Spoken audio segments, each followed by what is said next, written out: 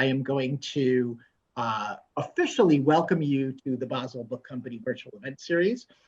It is day 4,421 of us being in business, and tonight we are honored to be hosting Todd Lazarski, author of Spend It All, which I believe, if I've got my notes right, is his, oh, feel free to correct me, second novel. He'll be in conversation with Justin Kern, who is the editor of the Milwaukee Anthology.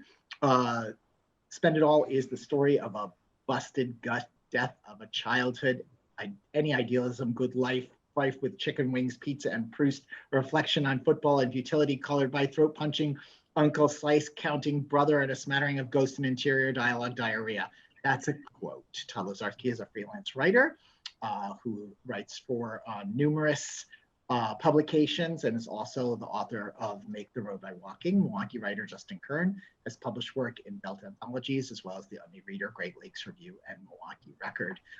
It is a pleasure to welcome you both to tonight's event and thank everybody for coming. And I will hand it over to Justin.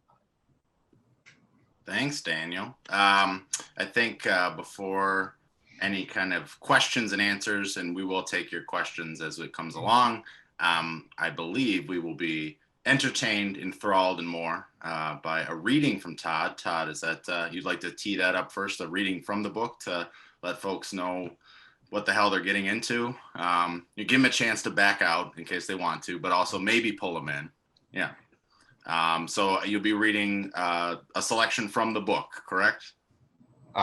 Yes, from my book, actually. Yes. Yeah, not just any book. Not any book. Yeah.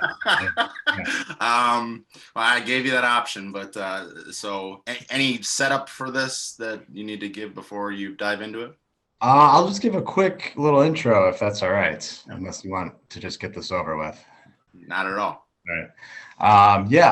I just want to say thank you so much to Daniel and Boswell for doing this.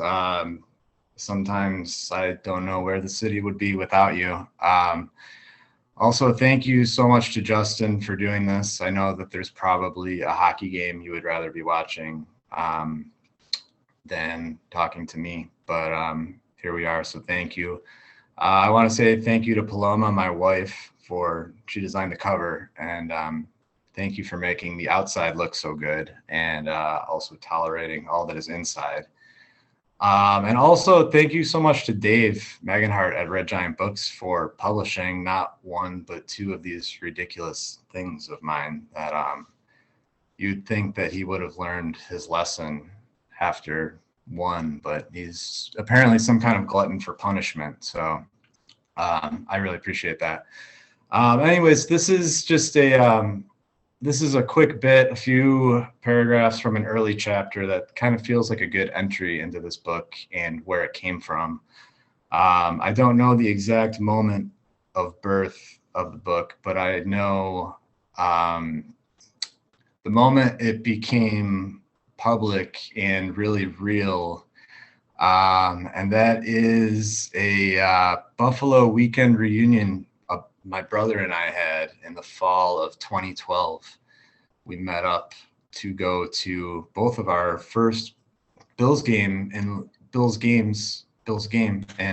about 15 years, something like that. The Bills, of course, lost a heartbreaker. It was a Kerry Collins 4th and 12 touchdown pass with like less than a minute left. Don't do this to yourself. A real heartbreaker. Just devastating for this magical weekend reunion and also for the Bills season. But looking back in hindsight, it was definitely appropriate. Anyways, it was that night or the next night, and I can recall the two of us standing in line at Jim's Steakout, which is just the best. They have the best sandwiches, especially steak and cheese, of anywhere in the world. And I promise I will fight anybody from Philadelphia or Chicago or wherever.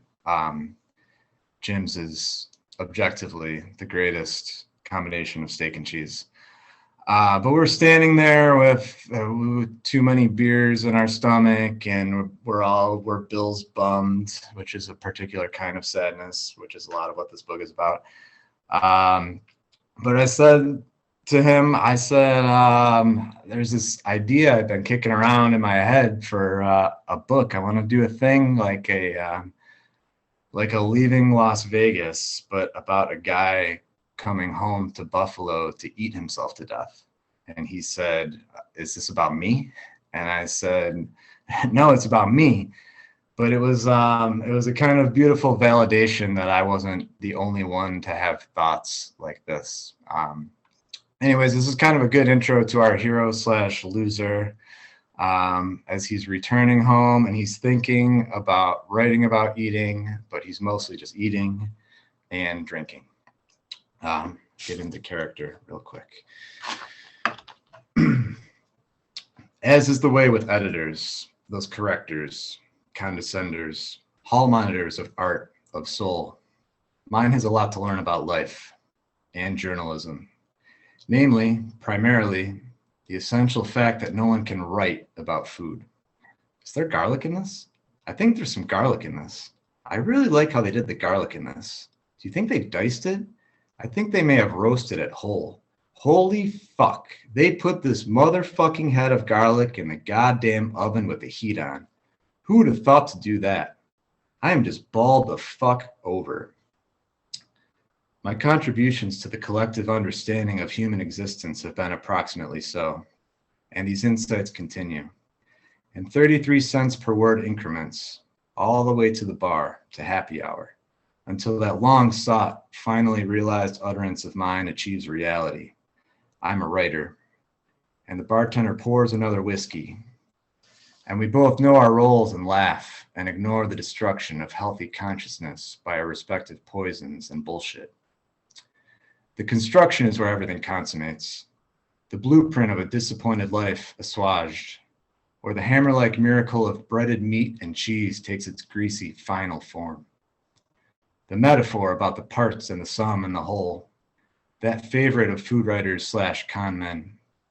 But why is it always mandatory, it seems? A 17-year-old laboring and chiseling away back there. It's easy to wonder if they are breaking some kind of labor law, and almost feel a bit guilty, as if you are complicit in this kid's meager wages and bad skin. But there he is, murdering hero, again with the cheese at just the right time.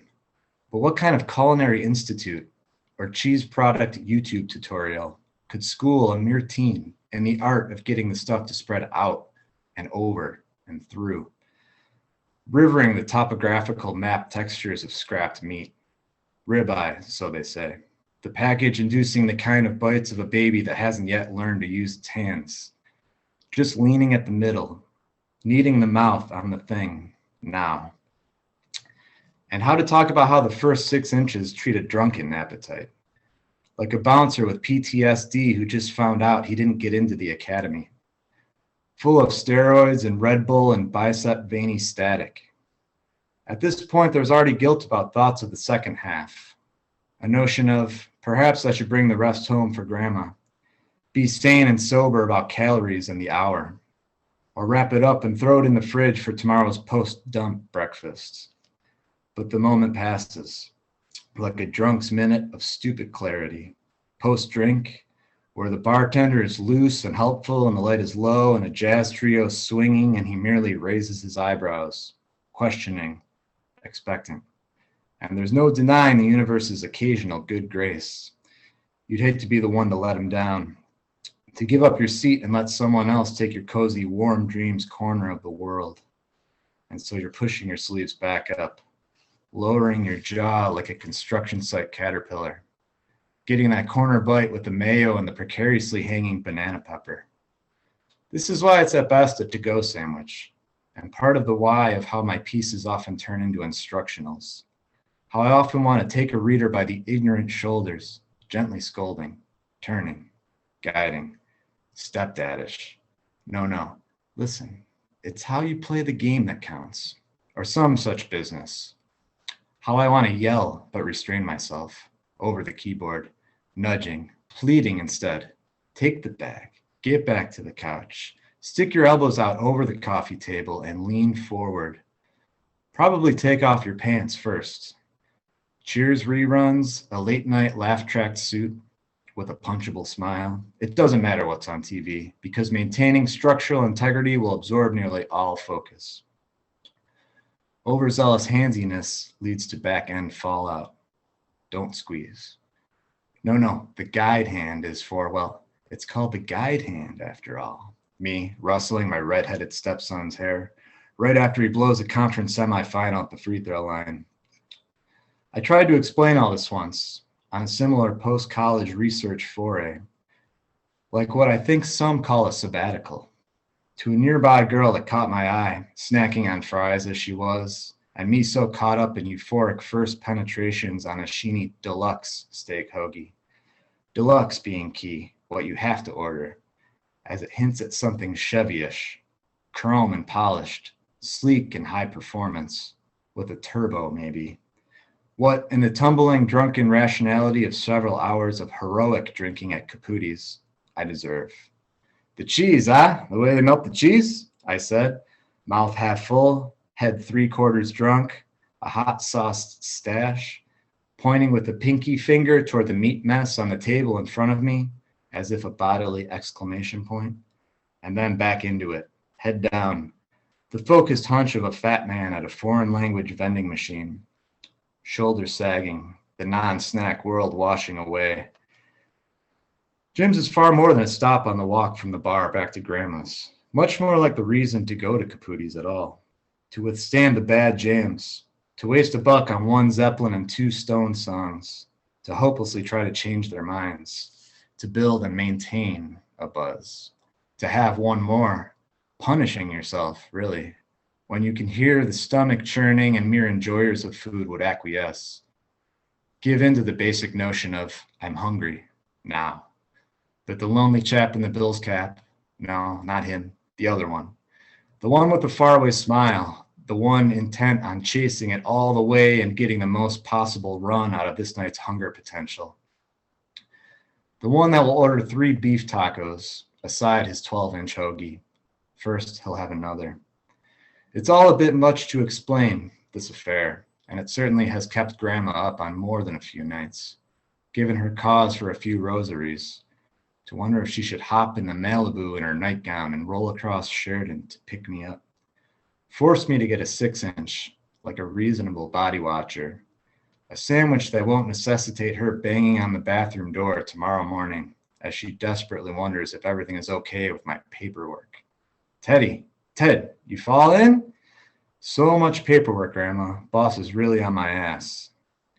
And then it devolves into morning after toilet sitting and the like. From Spend It All, ladies and germs. Spend It All by Todd Lazarski. At one certain fine bookseller facilitating this call, but other places maybe as well. But that there's a great bit in there because you are, to be fair, a food writer. So to have it kind of tee up this like childish notion of like, what is it, garlic? I mean, it's such a silly way to like, take the legs out from really kind of what you do, and I don't know how much of that is a mix of your own self-obsession and, like we were talking earlier, kind of a thing where you just self-loathing and doubt mixed with constantly thinking about yourself. But, on the topic of food here. So like, can you kind of talk about actually being a food writer, but still having those doubts? You did a great job of this during the pandemic. If folks check out the Shepherd Express, Todd did an awesome kind of overview of almost like a fugue of what it's like to not be able to go to a restaurant as a pretend and sometimes actual fat guy who writes about food, but also has your own doubts about writing about food, who sometimes turns the food writing into books. Like how do you wrestle with that and can talk about actually doing the food writing and why that's something you point yourself toward to write about food in particular? I don't know. I don't know why you would say it's about me. I don't know what made you think that. The main character, to be fair, folks, the main character is Teddy Roski. It is not Todd Lazarski. It's a different. It's a different name. It's a different person. Entirely different person. But every writer would have some of their. You write what you know. So there'd be some of you in this. Oh, I hadn't really thought about it like that. I like the description of a fugue writing. That was the pandemic that was like that, and I think parts of this are like that. For food writing, it is ridiculous, and I also do it. It's funny. I never set out to do it really, and I always thought if there was a plan, I always thought I would write about music on the side of these lofty novel ambitions, as if I were in Almost Famous. I guess that's kind of probably what started all of this. Why don't you pick up the guitar in the corner and play us a little song? That's not a real guitar. That's a prop. Okay. It's just a stock head. Yeah. But at a time of freelancing, and as freelancing goes, and you're hungry to get stuff and get assignments, get gigs, during a time of scrounging, I had done it starting out here and there, and I had always thought that food writing is kind of ridiculous and it's really difficult. And I didn't and still don't really have that much interest in cooking or recipes, ingredients. Garlic, is there garlic in this? You love garlic, come on. I love garlic more than anybody. And garlic is fantastic. And that is the title of your third forthcoming book. Garlic is fantastic. Yeah. But garlic is in everything, and it's like after a while, like, who cares? Yeah, there's garlic. Yeah. And I always thought I wanted to. I thought let's go deeper, and I was and am a bit disdainful of foodie culture, or whatever that is.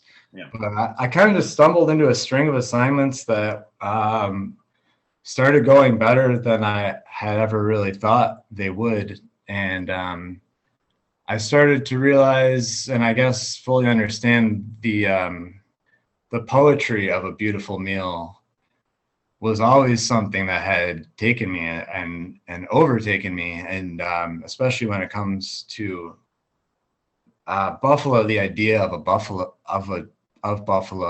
and of going there. And I recall, all of the trips I would take in my teens and my 20s, and I would be there for 3 or 4 days and just never be hungry, just be perpetually just stuffed. Yeah. To the point of pain. And then I would keep eating, and it would become like sinful. And the food would keep coming. There would be orders, there would be another game. Keep going out and going out and keep getting food. Yeah. The point. Every bar, a quick Buffalo thing, by mandate, legally, bars in Buffalo are open till 4 a.m. Some of them can close for 2 hours and can open back up at 6 a.m. And they have to have a flat top where they cook or serve food. So food is like far more ingrained in Buffalo, in Western New York, I think, than it just, you have to eat. So you're constantly, just gorging yourself. I don't think you have to do it quite to the extent that I was doing it, where it was like, where it was sinful, as I said, and not even really believing in God. I don't think, but it was like I was crossing some kind of line, spiritually, and I would be bummed. There were days where I would be bummed that I had slept until noon, because that meant that I only have time for 2 meals today. after grandma makes me breakfast at noon. Yeah. One of my fondest memories of these days is just me and my grandmother, who weighed 80 pounds and had no appetite. And I recall going to get dinner one night, just the two of us, and I went to 2 pizza places, and I went to Duff's for wings. so we could have like a pizza taste test and also just have like a bunch of pizza and a bunch of wings. And the thing is that she encouraged this kind of behavior. And so I think that says a lot. But it was all just in an effort to harness and indulge the sentimentality for the food I grew up with, which is, yeah. Well, we got a question kind of related to this. A person, anonymous attendee, which I don't think is their technical name, but it would be, pretty good name to get away with for a lot of stuff. But anonymous attendee asks, how do you think a person's character is affected by the food they grow up on or decide to eat or maybe decide not to eat? Can you kind of answer that and maybe even describe, obviously Milwaukee has a substantial, every city, every region has its own kind of substantial foods that it's proud of or whatever. Can you talk about just briefly a couple of the distinct Buffalo foods? I think everyone would know wings, but a couple of the other ones. And then kind of answering that question about like how a little bit more of how that like fostered how you became the world's fattest 172-pound man.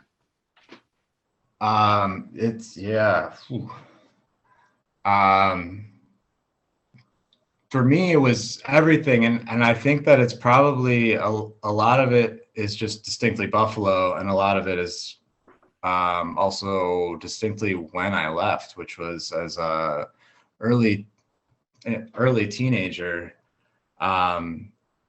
before like full-blown hormone raging adolescence, when I just wanted to eat everything, and before I could really begin to just be all consumed by that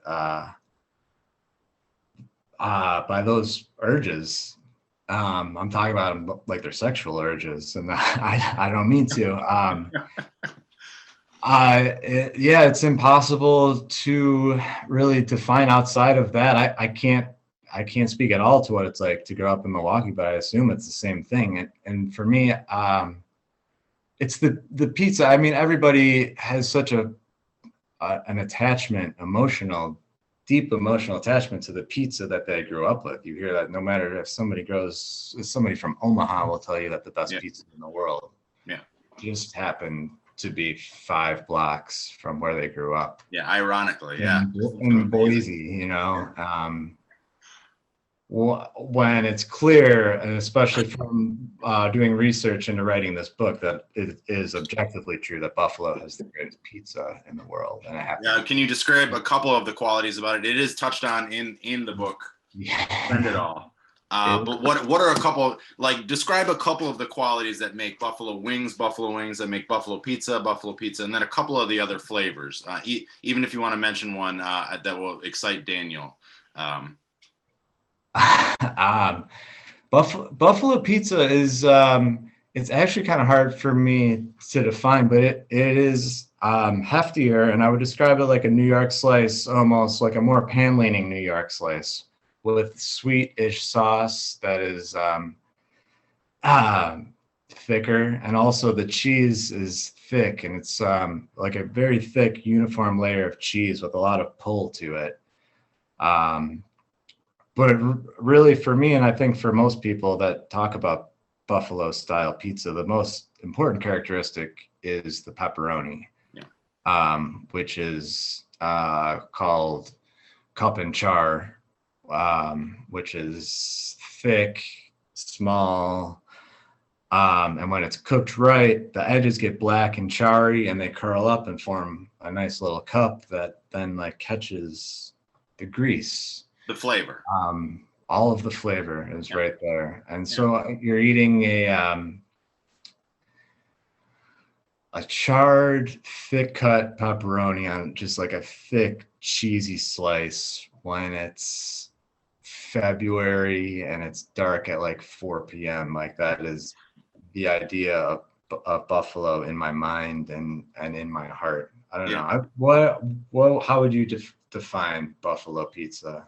Yeah, I was so just quick. Todd and I know each other. I also grew up in Western New York. I stayed there a little longer, went to college there, and moved out here in 2005. And we got to know each other because of Buffalo Bills backers, and happened to be in the same bar watching the same miraculous game against Washington.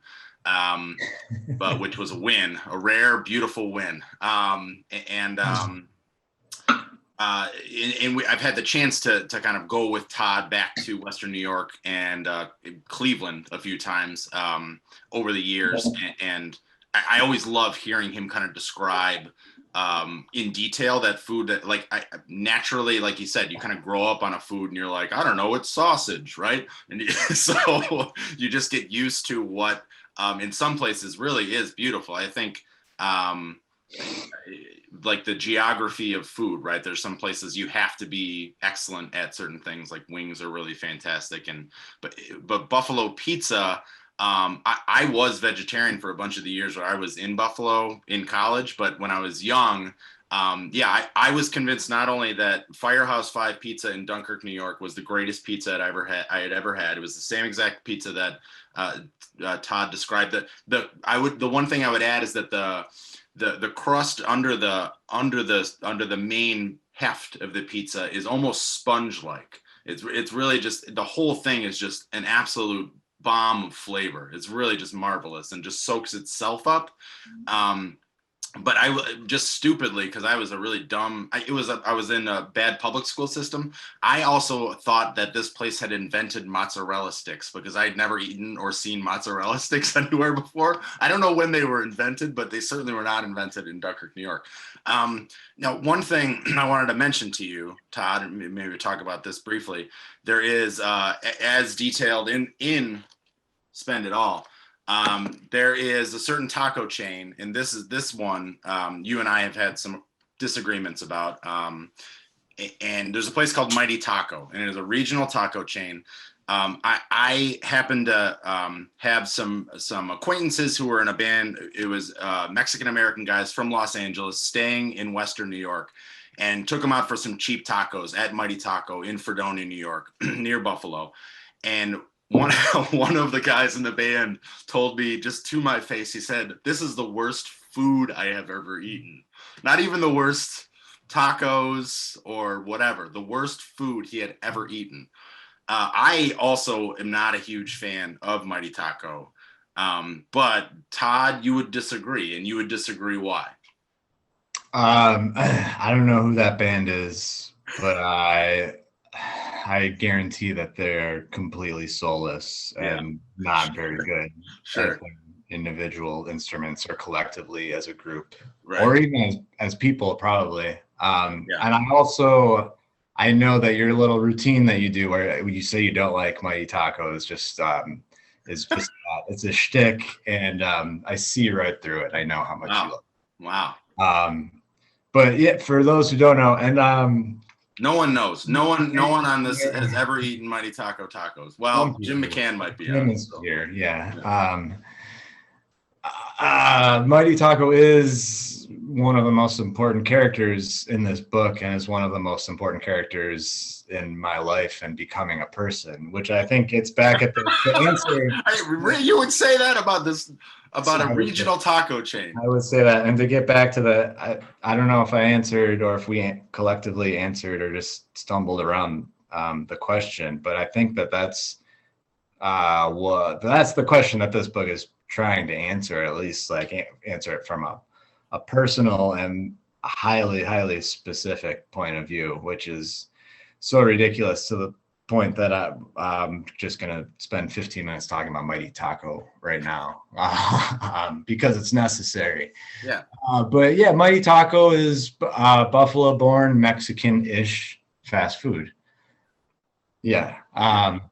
Opened in the early 70s on Hurdle. I believe the first one was on Hurdle, popular bar district. So it was meant largely as drunken, munchy food. And now there are 20-ish, last I counted, locations, all throughout, only in Western New York.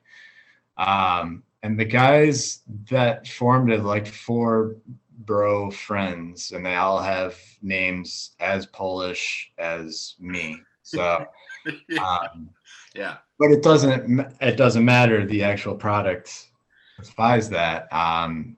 And really, it's the fattiest, it's the juiciest, it's the crumbliest, it's just the tastiest ground beef. imaginable, I think. Yeah. And it's that I only eat the burritos, which are mini burritos. So you can eat like 3 of them. You can eat 4 if you're really hungry, or me. So it's beef. You get the beef with the cheese. I believe that it's technically Swiss style American white cheese, and it's always perfectly half melted. So it's just like getting to oozy.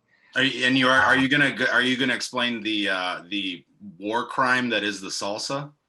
That's what I'm getting. You're getting there. Sorry. Yeah, it's not actually salsa. You can continue to insist on referring to it as salsa, and it's not. And it's more of a hot sauce ish condiment that is like it's thick.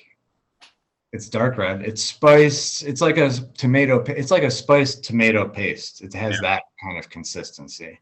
Yeah. Which is selling it short, because as I alluded to, the sum being greater than the whatever that thing is that food writers talk about, the sum of the parts, the package. It doesn't matter. Yeah. It's actually true in this instance that it's one of the best things. I've long said it would be my last meal if given a choice of a last meal. It would kill you. I mean, that's the good part, is that would guarantee you would die. So I'm still here. I'm still here. It's probably my first of many addictions. Yeah. And definitely the beginning of all of my fat guy urges. And I can recall so fondly just being in probably like 5th grade is when it started, and my parents would go out, and my mom would always go and get me a big bag of mighty burritos and nachos, and then they'd go and they'd have their date night, and I'd be 10 and I'd be home alone with my mighty and baseball on TV and maybe some Sega Genesis later after that, and I was just like as happy as I could be. And then it became like my birthday dinner tradition after that. And then after moving from Buffalo, going back, it became tradition. It was always the first meal back in town. And then also always the last meal. Yeah. Because you want to take some home with you. Now, since they've started shipping about 6 or 7 years ago, they ship on dry ice. Yeah. And I blew my brother's goddamn mind that first Christmas that there was just in the freezer at my parents' house, and now it's become the holiest of Christmas traditions at our house. I'll buy some for my brother, or my parents will buy some, and it's just like the taste of, it's Jesus's birthday. Yeah. And then you save a couple. You make sure you save a couple for New Year's Eve, and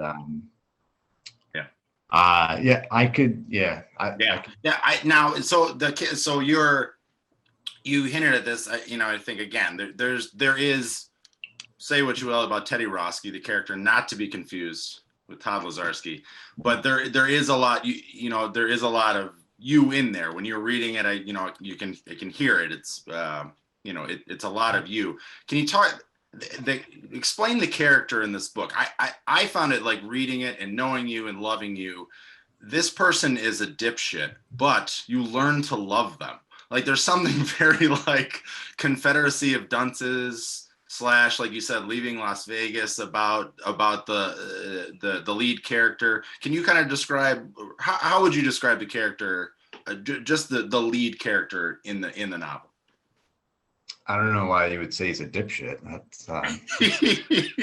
seems a little bit harsh. Well, I mean, he's like it's very base. Like he has these great inner dialogue, which we can get into in a bit, turned kind of external, but it's barbaric. It's like food, very basic urges, looking at butts and boobs, like very like drunken brawls. The nadir of the book involves, I don't want to spoil anything, but it involves a food fight, basically. And then like football, like people colliding on television. It's very like guttural and base and primal, but it's not that stupid. Like he comes off like a dipshit, and he's pondering big thoughts about these dipshit things. That's kind of, what I'm projecting onto you anyway. What would you say about the lead character? I think he's probably more of a schmuck than a dipshit. Okay. Yeah. That's the difference I would make. I don't know. I think that I recall New York Times, I believe probably A.O. Scott, writing about the movie Scarecrow with Gene Hackman and Al Pacino when it was reissued. At some point, like when I was first toying with the idea of starting a novel, and he was talking about, I love all of those classic 70s movies. And he was talking about how movies aren't really about losers anymore, and that is distinctly about losers. And that always really stuck with me, and that's always like what I saw myself trying to do.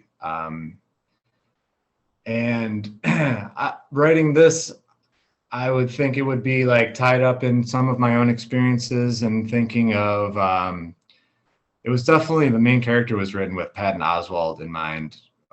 Particularly Patton Oswalt in Big Fan, which is a movie that I love, that I think is really a perfect companion piece to the greatest movie of all time, is Buffalo 66, which is just something that after I saw that, I couldn't believe that I didn't write it. And I thought that I didn't really ever need to try to do anything about Buffalo, because he captured it so well. And he's such he's just an asshole. He's the worst. But you meet his parents and you realize, he maybe it's not all his fault. Maybe he loved his team a little too much. Maybe he never really had a chance.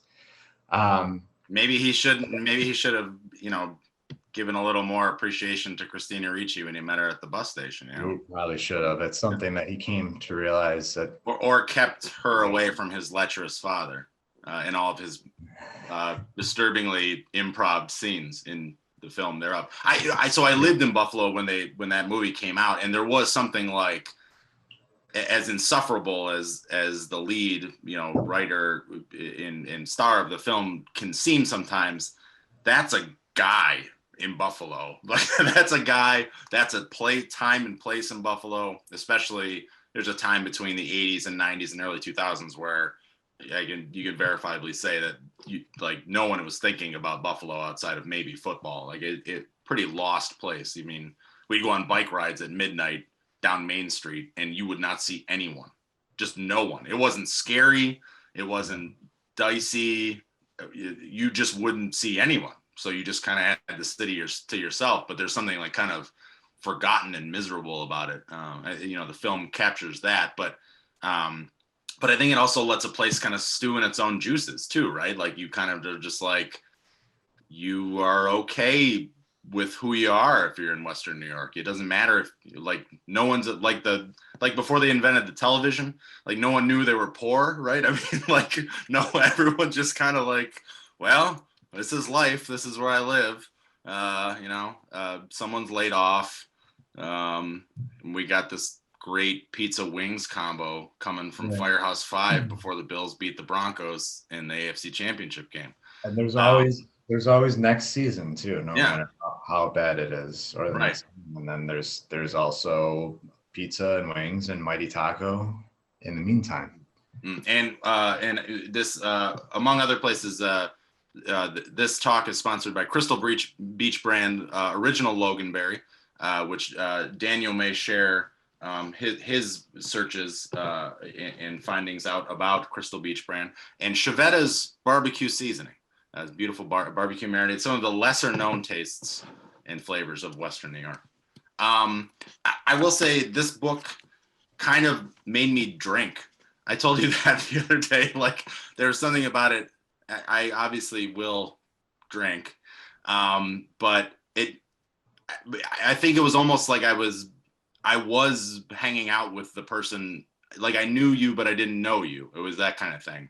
You were a person in Western New York who I would have been spending time with, regardless, if I knew you or not. Can you kind of explain the magic of a place that you don't have to live in? I mean, what is that, right? Buffalo is this magical place with this wonderful food and all this, but you get to leave. what is that, right? Like I've thought about that with Buffalo myself, where it's like we're Bills backers, we love the Bills, we love all this Bills food, but we live in Milwaukee. Like, I mean, we haven't rushed to move back or anything. Like, what is that? Like, what's the compulsion to kind of like to navel gaze, to stare at Buffalo like that? I don't know. I don't know what that is. I don't think I would have written this book or loved Buffalo like I do if I had never left. I think that it's just about perspective. I think talking to Daniel the other day, he said the same thing about writers always seeming to write about a place that they have just left. And I think that's when you see something the clearest. I think that's the most magical thing about traveling, is that you see yourself and see your home so much better and clearer. But also Buffalo is just better than most places in a completely like indefinable way.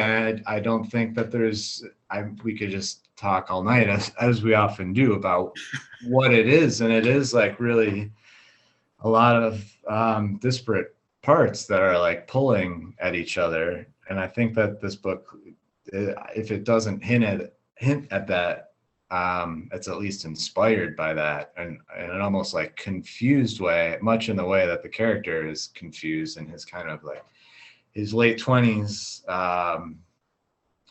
rudderlessness, I guess.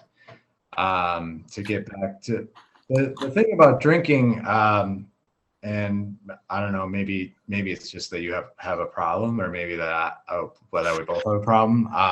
Yep. But I take that seriously, deeply as a compliment, because in a way that really makes me think of Kerouac and the way that he made me feel when I was 18. And as cliched as that sounds, well, so what? You know, be romantic, write long sentences. Right. Yeah. But yeah, he was leaning forward and hungry for the next place and the next round, the next conversation, just more kicks and all of that. And so I think that like definitely if I could be generous to myself, if the book is good at anything, or regardless, stylistically, the most important thing to me as a writer is rhythm. I'm really obsessed with that, and as much as any aforementioned writer that I could mention as an influence, really, jazz and listening to jazz while writing, and particularly Lester Young is really, I mean, the guy, the tenor player with Count Basie and did a lot of stuff with Billie Holiday. And he had a tone that it was just like unmistakable, just breathy and lyrical and cool and just sweet and swinging and really sentimental. And his playing just crushes my heart. And he was on for probably like 50% of the writing of this book in my ear. And if not him, it was somebody along those lines, Miles or Grant Green or Stan Getz. But it is music from Kerouac's era and all the guys that he was into. And it's just music to sit in the dark and sip to, I think. So, but I don't know, maybe that's just a way of trying to justify wanting to have a drink, much as Teddy wants to, and much as I do, and you as well. Yeah, you have. This is the line. I mean, there's a lot of great lines, and I love that you share that, because it's the inner dialogue to me is, you know, it's like especially this past year, we haven't got to see each other as much, and if you know and love Todd, it felt like I got a chance to actually hang out with you. This book, far more than your first book, just felt like you sharing that inner dialogue. And there's a line kind of speaks to the jazzy quality where it says, kind of in an aside, you say, "If I read between the lines a bit, and do I ever?" I love that, just like that exculpatory kind of like, I'm just gonna, here's all the evidence of all my neuroses, of all my challenges, and all the things I'm thinking about right now, good, bad, and otherwise. You do a really fantastic job of that, to the point. I mean, it's a lot of daydreaming. And in the book, two of the characters that have the most dialogue, in addition to the lead, I think the technical term is protagonist. Daniel, you can clarify that. And I'm glad, Daniel, you said it's Proust. It is Proust. Two of the characters, like the lead character, has daydream conversations with Proust and Teresa Caputo. Can you kind of talk about those two people?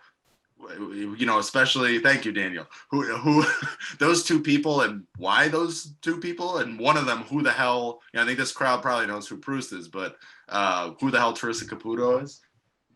The inner dialogue bit, I didn't even realize how much there was in here until recently, but I think that probably stems from just not having a lot of friends to talk to and just getting used to that in my life, really. Really not entirely sure. And I don't have a good answer for any of those process questions, but I can list you a bunch of writers that I've stolen from, and that definitely comes from Frederick Exley and his book A Fan's Notes, which is definitely one of the most important books of my life, if not the most. And I read it at a crucial time at my late 20s when I was just starting out on food writing and just kind of starting to toy with the idea of starting this book. And it featured him not even as an unreliable narrator or protagonist, but just as like a drunken fuck up of a narrator, with a willingness to just get lost in his head. It was just like side reminiscences inside of a tangent, and it was just all of these side stories that were just layered on top of each other, really, to get to a sort of memoir as a result. And he would just go over here for a long time, and then back over here. But his voice was so poetic, and it was so poetically assured, I think, and he was really just like measuring the movements of a man who was constantly saying, what the fuck? And he was fucking up and pondering, and he was dreaming and eviscerating himself. Drinking. Lots of drinking. Too much drinking. And it was in this language. It was so heightened. It was so beautiful. And it was self-deprecating, and it was hilarious, really, and just like heartbreakingly sad. Just so sad to see him fail again. And I think that the thing about him, one thing I always come back to with Kerouac is I heard somebody say that nobody writes about a man enjoying a bowl of soup as well as Kerouac. I love that, and I always try to keep that with me. And I would say that nobody writes about a man watching football by himself in a bar as well as Exley.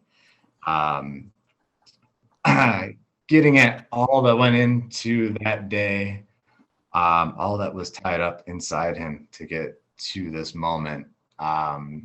Resulting in all that is personally writing for him, a spectator far removed, writing everything hanging in the balance of this pass on 3rd and 7, right? When you're just like leaning forward, oh my God, I can't even watch. Not against Kerry Collins. It can't be against Kerry Collins. Of course it was Kerry Collins. To do that and to do it so well and so poetically, it was exciting, and it was hypnotizing. And it turned me on. I think that would be the dawn where I fully embraced the idea of overwriting. Yeah. He definitely does that. And I knew which people have said about me, and I embrace it now. That's where that comes from. That comes from him for sure. Well, I mean, the impetus maybe, but definitely, I mean, the voice certainly comes from you. So don't sell that short, I would say. So there's 2 questions in the chat, and then I got, maybe kind of another question to kind of round us out here. So question from Elizabeth Moe, and the only person brave enough to put their name in the chat. Elizabeth, thank you. Elizabeth asks, if this story was set in Milwaukee rather than Buffalo, what restaurants or dishes evoke similar feelings to what Teddy eats in his book? Or in the book, sorry. That's a really good question. I would definitely say that curds would have to be involved somewhere, and that's the only thing that I could really place on par with the level of comfort that I mean, you are a huge fan of like Milwaukee's like substantially fantastic Mexican food restaurants too. I mean, yeah, real actual Mexican restaurants. Milwaukee has, yeah. Yeah, but it's like a singular Milwaukee characteristic dish. I guess it would depend when, but I know that sausage would be an obvious answer, but sausages from Vanguard that are still like, I don't know how long Vanguard's been open, 7 years maybe, and it's like it's just a go-to. Also partially owned by a Buffalo guy for what it's worth. South Buffalo guy, maybe even more Buffalo than Buffalo people. Yes, and that will be maybe the topic of my 4th or 5th book, just Smitty style wings from South Buffalo, which Vanguard has on Monday nights. Todd Lazarski, sponsored by Mighty Taco and Vanguard Restaurants. So Todd, a final question in the chat here says, what do you want? I'm just going to talk now. What do you want the reader to come away thinking from this book?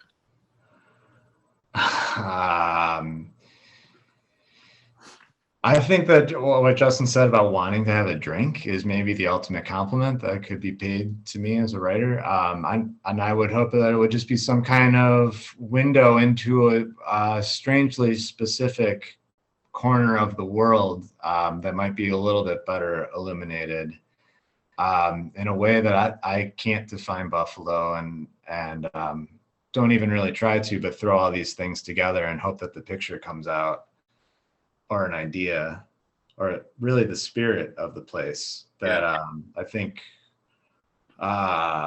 formed me, whatever that is. And also I would hope that you would be curious enough to want to go to Buffalo and eat Mighty Taco. Yeah. So you mentioned 4th, 5th, 6th, 7th novel, thinking in this, maybe we can round it out here as kind of final question. Is there, we've talked about a little bit of this. You did, this is a really fantastic novel. You did a fantastic job with this. And it's definitely worth anyone's dime, I'd say. Where are you at with writing another novel? Is there another one? How are you feeling about that just in general right now? Being a dad now, character in this book is kind of meandering, wandering in between places. You're a dad. You are a husband to an amazing wife and accomplished person in her own right. Where are you at in terms of what's next? What might be next, novel-wise or otherwise? I was planning on announcing my retirement by the end of this conversation. This is great. So I think that would probably be the place to wrap it up. Go on top. But really, yeah, no, I don't know. I think to do this, or at least do this at this level, which is no level, where there's no advance or anything. I think you have to be hungry beyond the point of reason, really, to keep going and cranking away at for no money when nobody's looking and nobody's noticing. But then when it's over, like now, and that reason starts to seep back in, and it's been like an emotional oscillating fan, I'd say, where it's like I sit back and think like, I guess my dreams have come true. And then the next minute you think, well, why the fuck hasn't anyone from Hollywood called me to I don't know. Vincent Gallo, Buffalo 66-2, Electric Boogaloo. Then I think like, I'm tapped out. And then I'm also just inspired to like look and see it up in the world, up on the shelf, and look at it go. It's making friends. It's standing there, and then I'll flip through it sometimes and look at the cover and kind of rub the cover, and it feels nice. And then great cover, great, good matte finish. But then I don't look too close because I'm always afraid that I'll accidentally read some of it. Yeah. Find a typo. Yeah, no, Sorry, I didn't want to say. There's no typos. There's no typos. But as you book said, ever with no typos. No typos. That's like Lazarski guarantee. It is such a different point in my life, and